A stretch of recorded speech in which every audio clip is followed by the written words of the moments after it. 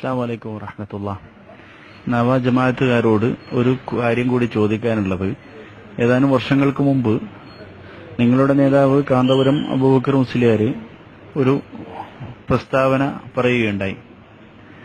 ആ പ്രസ്താവനയിൽ അദ്ദേഹം പറഞ്ഞിരിക്കുന്നത് 4 ലക്ഷം പേരിൽ നിന്ന് 1000 രൂപ വീതം വെച്ച് 40 കോടി രൂപക്ക് ഞങ്ങൾ പള്ളിയെടുക്കുമെന്നാണ്. ആ പ്രഖ്യാപനം നടന്ന് ഏകദേശം 4 വർഷങ്ങൾ കഴിഞ്ഞു, 5ാമത്തെ വർഷത്തിലേക്ക് കടക്കുകയാണ്. അപ്പൊ നിങ്ങളോട് വിനയപുരസ്സരം ചോദിക്കാനുള്ളത്, നിങ്ങൾക്ക് ഇത്രയും കാലമായി ഈ 4 ലക്ഷം പേരെ കണ്ടെത്താൻ കഴിഞ്ഞില്ലേ?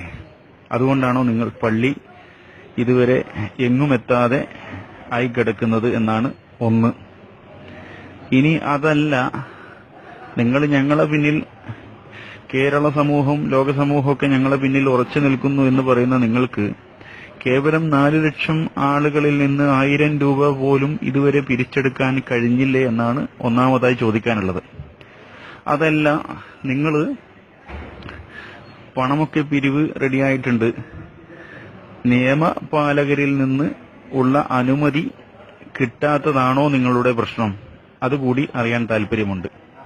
അപ്പൊ നിയമപാലകരിൽ നിന്ന് അനുമതി കിട്ടുന്നില്ലെങ്കിൽ നിയമത്തിനതീതമായി എന്തൊക്കെയോ ചിലത് നിങ്ങൾ ഇപ്പോൾ പ്ലാൻ ചെയ്ത പദ്ധതിയിൽ ഉണ്ട് എന്നാണ് അതിൽ നിന്ന് ബുദ്ധിയുള്ള സമൂഹത്തിന് മനസ്സിലാക്കാൻ കഴിയുക. അതല്ല, രാഷ്ട്രീയക്കാര് നിങ്ങളെ മുടക്കുകയാണോ? രാഷ്ട്രീയക്കാര് നിങ്ങളെ പാര വെച്ചതാണോ?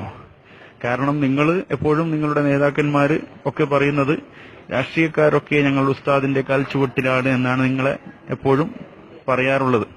അപ്പൊ ഈ രാഷ്ട്രീയക്കാരൊക്കെ നിങ്ങളുടെ ഉസ്താദിന്റെ കാൽച്ചുവട്ടിലായിട്ടും എന്തുകൊണ്ടാണ് നിങ്ങൾക്ക് ഈ പദ്ധതി, ആ പദ്ധതിയുടെ ഒരു കല്ല് പോലും ഈ ഭൂമി ലോകത്ത് പതിക്കാൻ കഴിയാതിരുന്നത് 5 വർഷം കഴിഞ്ഞിട്ടും എന്നാണ് ചോദിക്കാൻ ആഗ്രഹിക്കുന്നത്.